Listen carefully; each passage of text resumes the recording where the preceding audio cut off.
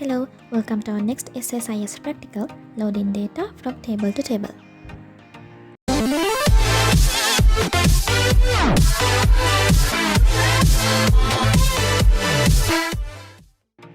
මේ ප්‍රක්ටිකල් ටික් කරන්න මෙන්න මේ softwares ටික ඕනේ. ඒක install කරන්න හැටි අපි description එකේ දාලා තියෙන පළවෙනි SSIS වීඩියෝ එකේ කියලා දෙනවා.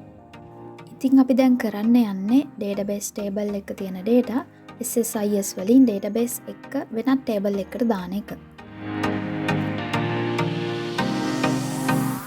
ඉතින් අපි මුලින්ම Visual Studio open කරගෙන new project එකක් හදාගන්න ඕන.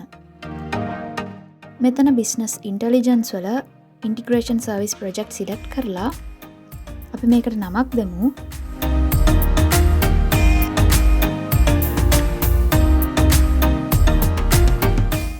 ඔයාලා මෙතනින් project එක save වෙන්න ඕන location එක තෝරන්න ඕන.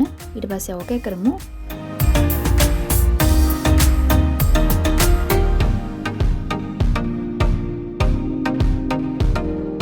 මෙතනින් අපි මුලින්ම data flow task කියන එක drag and drop කරගන්න ඕන.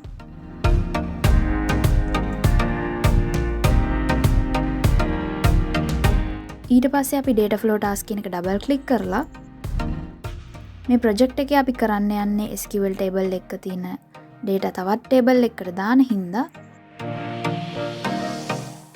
මෙතන other sources වලින් OLEDB source කියන එක ගන්න ඕන.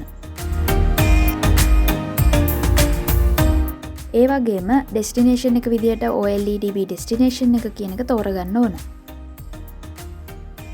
ඊළඟට මේ arrow එකෙන් මේ දෙක connect කරගන්න ඕන. So මුලින්ම OLEDB source කියන එක double click කරලා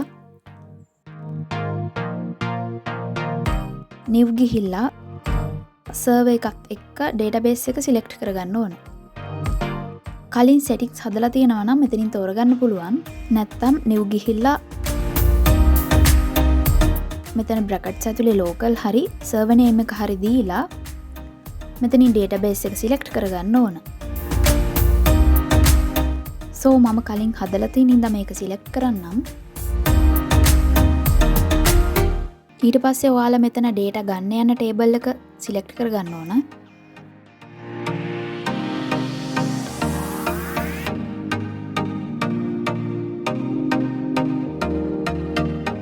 ඉතින් මම මේ data කියන table එකේ තියෙන data තමා තව table එකකට load කරන්න යන්නේ. ඒ හින්දා මම මේක select කරනවා. Preview කරපුවාම අපිට මේ table එකේ data බලා ගන්න පුළුවන්.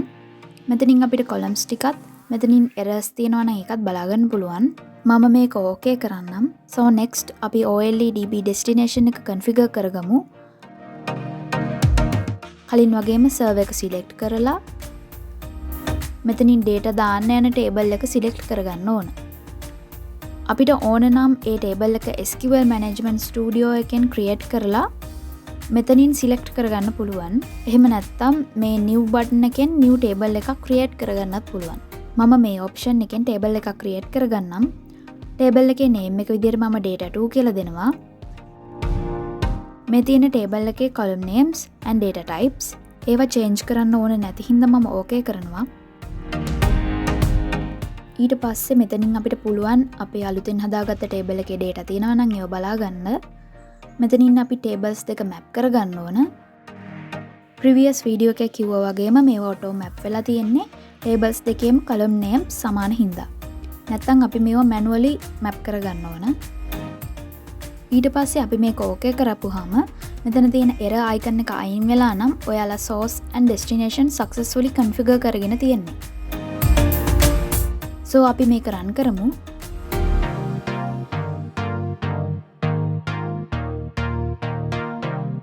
ඔයාලා මේ create කරගත්ත project එක successfully run වුණා නම් මේ වගේ green color tick දෙකක් එන්න ඕන. So අපි බලමු data table එකේ තිබුණ data new table එකට ගිහිල්ලාද කියලා. ඔයාලා SQL management studio එකට ගිහිල්ලා මුලින්ම database එක refresh කරගන්න ඕන. ඊළඟට table expand කරපුවාම මේ තියෙන්නේ මම data retrieve කරපු table එක. මේ තමයි මම අලුතින් create කරලා data send කරපු table එක. අපි බලමු data2 table එකට අලුතෙන් data load වෙලාද කියලා. මේ තියෙන්නේ data2 table එක ඒකට කලින් ක්‍රියේට් කරලා තිබුණ data කියන table එකේ තිබ්බ data load වෙලා තියෙනවා කියලා දැන් ඔයාලට පේනවා. So මේ විදිහට තමයි SSIS වලින් SQL table එක තියෙන data තවත් table එකකට load කරගන්නේ.